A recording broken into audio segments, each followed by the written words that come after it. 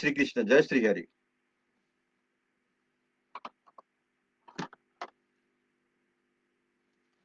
आज म श्री हरिवंश पुराणको 180औं दिनमा यहाँहरू समक्ष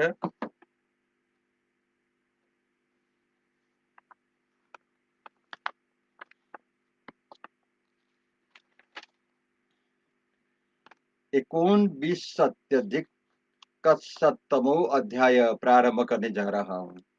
मैं आज इस अध्याय में चित्रलेखा और नारद जी का संवाद, चित्रलेखा का नारद जी से तामसी विद्या ग्रहण कर अनिरुद्ध को शोणितपुर ले जाना, उषा और अनिरुद्ध का गांधर्व विवाह, अनिरुद्ध का बाणासुर के सैनिकों तथा बाणासुर के साथ युद्ध और उनका नागपाश में बांध कर बंदी होना तथा नारद जी का द्वारका जाना, हम आज इन्हीं विषय में श्रवण करेंगे। वैशंपायन जी कहते हैं, जन्मेजय तदंतर द्वारकापुरी के पास पहुंचकर चित्रलेखा एक घर के पास खड़ी हो गई और अनिरुद्ध के पास संदेह भेजने के लिए कोई युक्ति सोचने लगी। बुद्धि से बोधव्य विषय में जो निश्चय होता है उसका विचार करती हुई चित्रलेखा ने वहां नारद मुनि को देखा, जो समुद्र के जल में ध्यान लगाए बैठे थे। उन्हें देखकर चित्रलेखा के नेत्र हर्ष से खिल उठे। वह उनके पास गई और उन्हें प्रणाम करके वहीं नीचे मुख किए खड़ी हो गई। नारद जी ने आशीर्वाद देकर चित्रलेखा से कहा, यह किस लिए आई हो, यह मैं ठीक ठीक सुनना चाहता हूँ। तब चित्रलेखा दोनों हाथ जोड़कर लोक पूजित दिव्य देवर से नारद से इस प्रकार बोली, भगवान मेरी बात सुनिए, मैं दूती होकर आई हूँ। मुने, मैं अनिरुद्ध को यहाँ से ले जाना चाहती हूँ, जो बाण नाम से प्रसिद्ध महान असुर है। उसकी एक सुंदर अंग वाली कन्या है जो उसके नाम से विख्यात है, जो उषा के नाम से विख्यात है। भगवान, वह प्रद्युम्न कुमार पुरुषोत्तम अनिरुद्ध के प्रति अनुरुक्त है। देवी पार्वती के वरदान के अनुसार अनिरुद्ध ही उसके पति नियत हुए हैं। मैं उन्हीं को ले जाने के लिए आई हूँ। मेरे उद्देश्य को सिद्धि का कोई उपाय कीजिए। महामुनि, जब मैं अनिरुद्ध को शोणितपुर नगर में पहुंचा दूं, तब आप कमल नयन भगवान श्री कृष्ण को यह समाचार बताएं। अवश्य ही भगवान श्री कृष्ण के साथ बाणासुर का महान युद्ध होगा। वह महान असुर समरांगण में दिव्य शक्ति से संपन्न होता है। वह महान असुर जब सहस्त्र भुजाओं से युक्त होकर युद्ध भूमि में पदार्पण करेगा, उन सब अनिरुद्ध से नहीं जीत सकते। महाबाहु श्री कृष्ण ही उस पर विजय पा सकते हैं। भगवान, मैं आपके निकट जिस अभिप्राय से आई हूँ वह यह है कि कमल नयन भगवान श्री कृष्ण को यह बात कैसे बताई जाए। भगवान, आपकी कृपा से मुझे भगवान कृष्ण से कोई भय नहीं है, क्योंकि वे तत्वार्थदर्शी है। परंतु अनिरुद्ध का अपहरण कैसे किया जाए? महाबाहु श्री कृष्ण यदि क्रुद्ध हो जाए तो समस्त त्रिलोकी को भी दग्ध कर सकते हैं। पौत्र शोक से संतप्त होकर अपने साप से मुझे जला सकते हैं।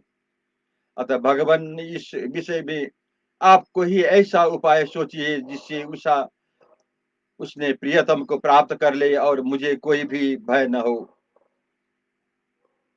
उसके ऐसा कहने पर नारद मुनि ने चित्रलेखा से यह शुभ वचन कहा, चित्रलेखे, तुम डरो मत, मैं भय के निवारण का उपाय बताता हूँ। सुनो। सुचिस्मिते, तुम जब अनिरुद्ध को ले जाओ और उनका कन्या के महल में प्रवेश हो जाए, तब यदि युद्ध होने की संभावना हो तो मुझे स्मरण करना। मनोरमे युद्ध देखने के लिए मुझे बड़ी अभिलाषा रहती है और उसे देखकर बहुत प्रसन्नता होती है। साथ ही युद्ध कराने की मेरी प्रवृत्ति और दृढ़ होती है। तुम मुझसे तामसी विद्या ग्रहण कर लो, जो सब लोगों को मोह में डालने वाली है। देवी, इस विद्या की सिद्धि के लिए जो पुरुष शरण आदि कार्य करने पड़ते हैं, वे सब मैंने ही कर दिए गए हैं। इस प्रकार यह सिद्ध हुई कि विद्या में तुम्हें दे रहा हूँ। महर्षि नारद के ऐसा कहने पर मन के समान वेग वाली चित्रलेखा ने मन की समान चित्रलेखा लेखा ने तथास्तु कहकर उनकी आज्ञा स्वीकार कर ली। इसके बाद ऋषियों में श्रेष्ठ महात्मा नारद को प्रणाम करके वह आकाश मार्ग से अनिरुद्ध के घर की ओर चली। द्वारका के मध्य भाग में कामवतार प्रद्युम्न का सुंदर भवन था और उसकी समीप महल अनिरुद्ध का महल था, जिसमें चित्रलेखा ने प्रवेश किया। उस भवन में सोने की बेदियां बनी थी और सोने के ही खंभे लगे थे। उसके फाटक सोने और वैदुर्य मणि के बनाए गए थे। वहां फूल मालाओं के बंधन बारे लगी थी। भरे हुए कलश उसकी शोभा बढ़ा रहे थे। एक ही विशाल काष्ठ या पाषाण पर बिना खंबे के बने हुए प्रसाद के कारण वह भवन मोर के कंठ भाग की भांति शोभा पाता था। उस भवन में मणि और मुगे इस प्रकार जड़े गए थे, मानो उन्हीं के बने हुए बिछौने बिछे हुए हो। वहां देव गंधर्वों की संगीती धुनी गूंज रही थी। चित्रलेखा ने उस भवन को देखा जहां प्रद्युम्न कुमार अनिरुद्ध सुख पूर्वक निवास करते थे। उनके उस विशाल भवन में सहसा प्रवेश करके श्रेष्ठ अप्सरा चित्रलेखा ने सुंदरी नारियों को मध्य भाग में अनिरुद्ध को देखा तो मानो ताराओं के बीच तारापति चंद्रमा उदित हुए हो। क्रीड़ा विहार के स्थान में इधर उधर बहुत ही सुंदरियां उनकी सेवा में लगी थी। वह मधुर मधु का पान करते हुए उत्कृष्ट शोभा से प्रकाशित हो रहे हैं थे। ध्यानाध्यक्ष कुबेर के समान वे एक श्रेष्ठ सिंहासन पर विराजमान थे। उनके सामने समताल में वाद्य बज रहा था और मधुर स्वर में गान हो रहा था। किंतु उस वाद्य और गान में उनका मन नहीं लगता था। वे उसी विषय उषा की समागम का चिंतन कर रहे थे। सर्व सर्वगुण संपन्न सुंदरी स्त्रियां जहां जहां नृत्य करती थी, परंतु चित्रलेखा ने देखा अनिरुद्ध को मन को कहीं भी संतोष नहीं प्राप्त होता है। ये न तो भोगों का साथ रमते हैं और मधु का ही सेवन करते हैं। निश्चय ही इनके हृदय में वही स्वप्न चक्कर लगा रहा है। वो अपनी बुद्धि से वही इस निश्चय पर पहुंच गई और उसका भय दूर हो गया।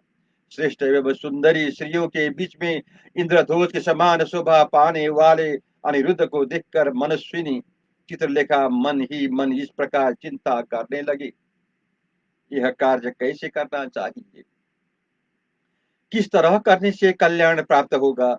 इस तरह विचार करके सुंदर नेत्र वाली यशस्विनी चित्रलेखा ने अदृश्य होकर तामसी विद्या के द्वारा अनिरुद्ध के सिवा अन्य सबको आच्छादित कर दिया। फिर आकाश से ही शीघ्र आकर वह महल की छत पर खड़ी हो गई और प्रद्युम्न कुमार अनिरुद्ध से मधुर वाणी में यह स्नेह युक्त वचन बोली। पहले दिव्य दृष्टि देकर उसने उन्हें अपने स्वरूप का दर्शन कराया। फिर एकांत प्रदेश में उनसे उनसे इस प्रकार कहना आरंभ किया कि वीर यदुनंदन, आपके लिए सर्वत्र कुशल तो है ना। आपका दिन और प्रदोष काल सुख से बीतता है ना। महाबाहु रति कुमार, मैं तुम्हारे लिए एक सूचना लाई हूँ, तुम इसे सुनो। मैं अपनी सखी उषा की बात ठीक ठीक बताऊंगी, जिसको आपने सपनों में देखा और अपनी पत्नी बना लिया। वह आपको ही अपने हृदय में धारण करती है। उषा के भेजने पर ही मैं यहाँ आई हूँ। वह बेचारी बार बार रोती, अंगड़ाई लेती और लंबी सांस खींचती है। सौम्य, वह आपके दर्शन की वाट दर्शन की बाट जोहती हुई काम के अधीन हो बड़ा कष्ट पा रही है। वीर, यदि आप उसके पास जाए और मिले तभी वह जीवन धारण कर सकेगी। यदि आपका दर्शन उसे नहीं मिला तो उसको उसकी मृत्यु निश्चित है, इससे कोई संशय नहीं है। यदुनंदन, यदि आपके हृदय में सहस्रों नारियों ने स्थान बना लिया हो तो भी आपको चाहने वाली एक अनुरूप स्त्री का हाथ आपको अवश्य पकड़ना चाहिए। देवी पार्वती ने वरदान देने समय आप ही को उसका मनोवांछित पति प्रदान किया है। मैंने उसे आपका चित्रपट देखा है, उसी से उसी में आपके चिन्ह अवलोकन करके वह जी रही है। यदुश्रेष्ठ, आप उसका मनोरम पूर्ण करने के लिए दयालु बने। यदुनंदन, उषा आपके चरणों में सिर रखकर प्रणाम करती है। हम सखियां भी आपको माथ नबाती है। आप उषा की उन उत्पत्ति सुन ले, उसका कुल और शील जैसा है उसे भी जान ले, उसकी आकृति, स्वभाव और पिता का भी परिचय आपको देती हूँ। विरोचन कुमार बलि का वीर पुत्र बाण नामक महान असुर स्वर्णिमपुर का राजा है। उसकी पुत्री उषा आपको पति बनाना चाहती है। उसका चित्त सदा आपके ही चिंतन में लगा रहता है। उसका जीवन भी आपकी ही है। देवी पार्वती ने आपको ही उसके लिए मन के अनुरूप पति दिया है,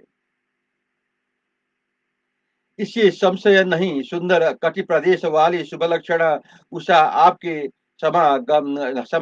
समागम की आशा लेकर ही प्राणों को धारण करती है। चित्रलेखा लेखा की बात सुनकर अनिरुद्ध ने उसने इस प्रकार कहा, शोभने, मैंने उसे सपनों में देखा है। उसका परिणाम क्या हुआ यह मुझसे सुनो। मैं दिन रात उसके रूप कांति मति संयुग सुख और रोदन आदि सभी बातों का इसी तरह चिंतन करता हुआ मोह में पड़ता रहता हूँ। लेखे, यदि मैं तुम्हारे अनुग्रह का पात्र हूँ और यदि तुम मुझसे मैत्री कर चाहती हो तो मुझे अपने साथ ले चलो। मैं प्राण प्यारी उसको देखना चाहता हूँ। मैं काम जनित ताप में संतप्त हूँ। अतः प्रियतम के संगम की कामना से मैंने तुम्हारे सामने यह अंजलि बात रखी है। मेरे स्वप्न को सत्य कर दिखाओ। अनिरुद्ध की यह बात सुनकर श्रेष्ठ अप्सरा चित्रलेखा मन ही मन यह कहने लगे कि आज मेरे क्लेश उठाना सफल हो गया। मेरी सखी ने जो वस्तु मांगी थी वह मुझे मिल गई। वैशंपायन जी कहते हैं, जन्मेजय, अनिरुद्ध का मनोरथ जानकर भामिनी चित्रलेखा बहुत प्रसन्न हुई और बोली, अच्छा, ऐसा ही करूंगी। अट्टालिका में स्त्रियों के बीच में बैठे हुए दुर्मद प्रद्युम्न कुमार अनिरुद्ध को अदृश्य करके उन्हें साथ ले चित्रलेखा आकाश में उड़ चली। वह मन के समान वेगशालिनी थी। उसने सिद्धों सिद्धों और चरणों से सेवित आकाश मार्ग में आकर सहसा शोणितपुर में प्रवेश किया। वह काम रूपिणी अप्सरा अनिरुद्ध को माया से अदृश्य करके जहाँ महाभागा उषा थी वहां गई। वहां उसने उषा को एकांत में विचित्र आभूषणों से विभूषित तथा विचित्र वस्त्रधारी देवतुल्य रूप वाले वीर अनिरुद्ध का दर्शन कराया। वह अट्टालिका में सखियों के समीप बैठी हुई उषा अनिरुद्ध को देखकर चकित हो गए चकित हो उठी। उसने तत्काल उन्हें अपने महल के भीतर प्रवेश कराया।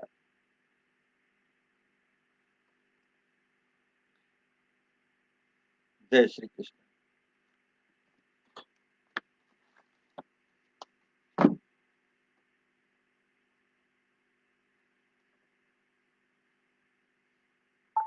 कृष्ण